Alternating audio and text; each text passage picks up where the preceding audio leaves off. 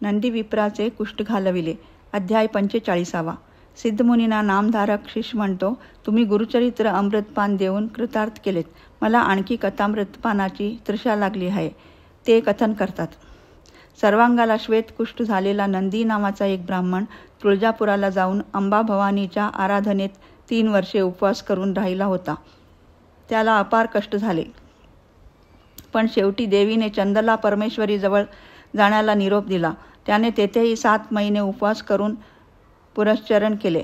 पण अवचित त्याला स्वप्नात दृष्टांत देऊन सांगितले की गाणगापुरात श्री सद्गुरूच्या दर्शनास जा. ब्राह्मण चंदला परमेश्वरीला म्हणू लागला, तुळजाभवानीचा निरोप घेऊन येथे येऊन मी 7 महिने पुरश्चरण करून कष्ट केले. तू आमचे तर दैवत आहेस. आता मला मनुष्यापाशी जा म्हणतेस तर तुझ्या देवापणाची सीमा झाली म्हणायची. इतके दिवस मला कष्ट का सोसायला लावलेस? मला बरे कर, नाही तर मी येथे प्राण देतो पहा.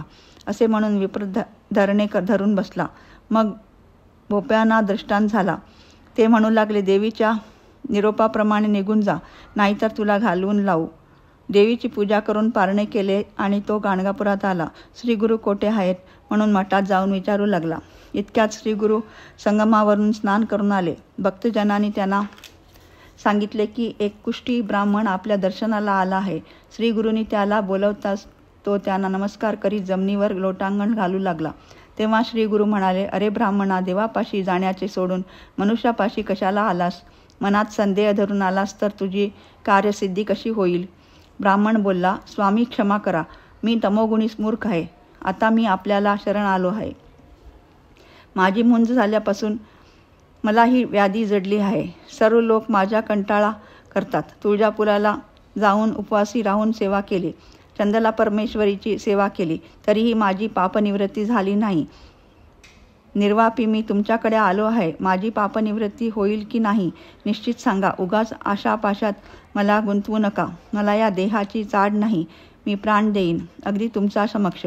असे त्याचे करुणावचन ऐकून श्रीगुरूंनी सोमनाथ नावाच्या ब्राह्मणाला बोलावून सांगितले, याला संगमावर नेऊन संकल्प सांगून स्नान करावा.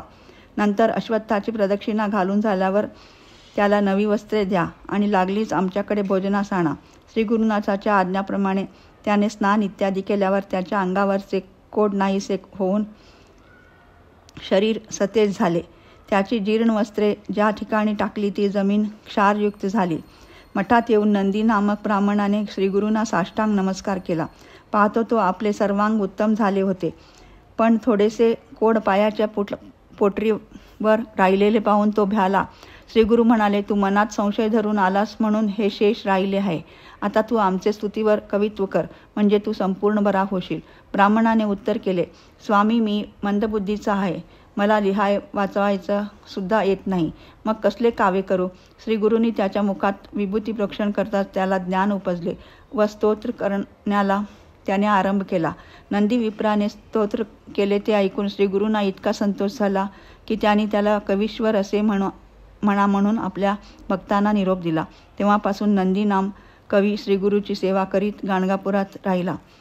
अध्याय 45 समाप्त. श्री गुरुदत्तात्रेयार्पणमस्तु. शुभम भवतु.